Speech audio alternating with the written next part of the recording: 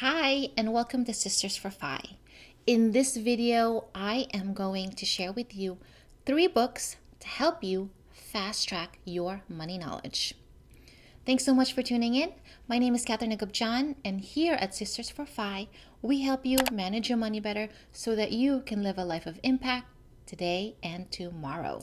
I am a big reader, always have, and always will be, and I believe the content you consume today influences who you are tomorrow. So that means for me, I've read a ton of personal finance books, personal development books, health and fitness, and some fiction books here and there. And I believe those have shaped the way I think, who I am, and how I've gotten started with my personal money journey. And the 3 books I will share with you today are books that will help you implement strategies and help you create a system for your money.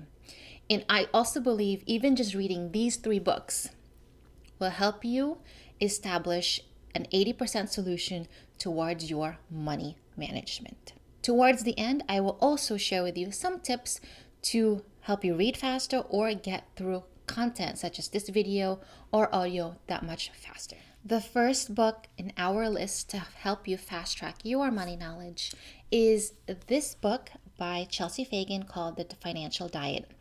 And you might be familiar with The Financial Diet through their channel or their website. And one of the things I love about this book is that it reads like a magazine.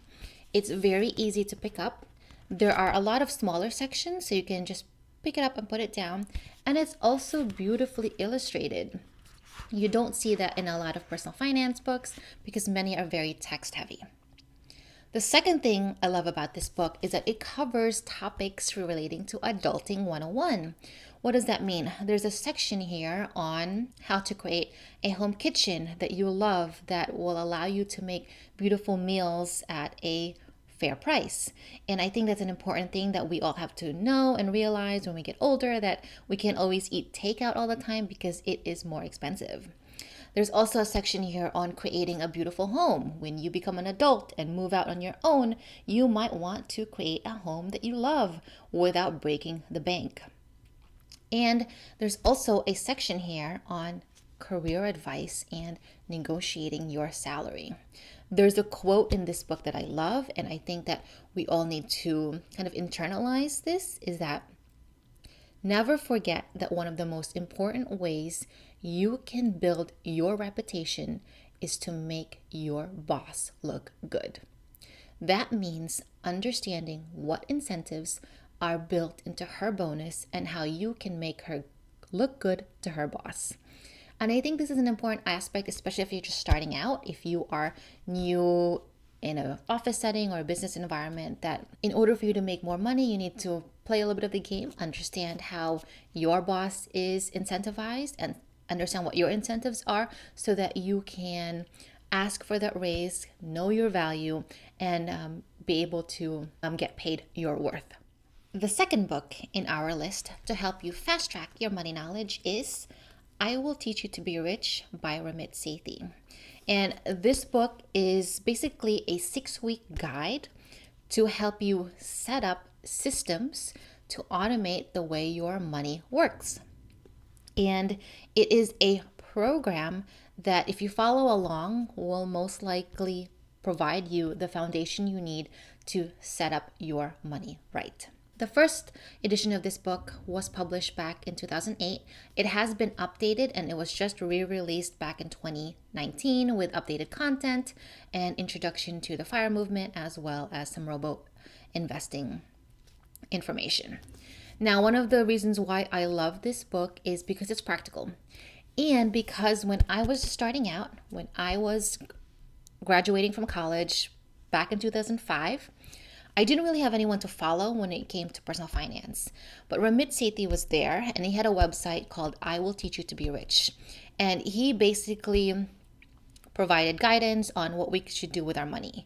And to me, that was a breath of fresh air because we were in a similar age, similar kind of point in our life. And so I followed a lot of the advice he talked about, which is compiled in this book.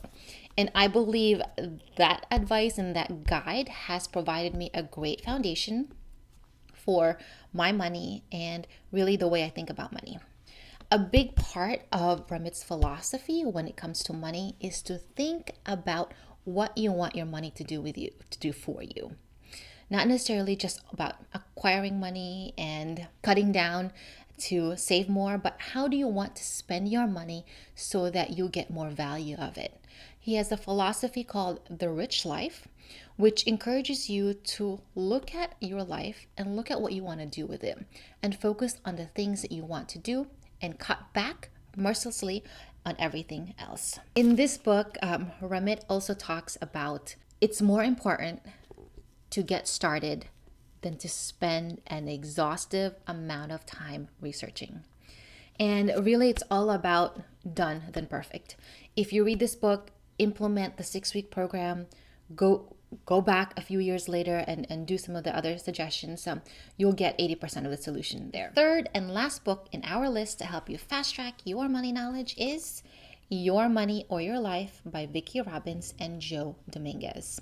And this is one of the books that kickstarted the FIRE movement. And in this book, they go through 9 steps to transform your relationship with money and achieve financial independence. I do have a review and a summary of this book, which I will link up in the cards, as well as in the description so you can learn more about it. I love this book for 2 reasons. The first is it is really one of the few books that talks about this concept of life energy. When we work, we are exchanging our time for money, and then ultimately we exchange that money for stuff. There's a question in the book that we need to reflect on. What do you have to show for the money that you've earned?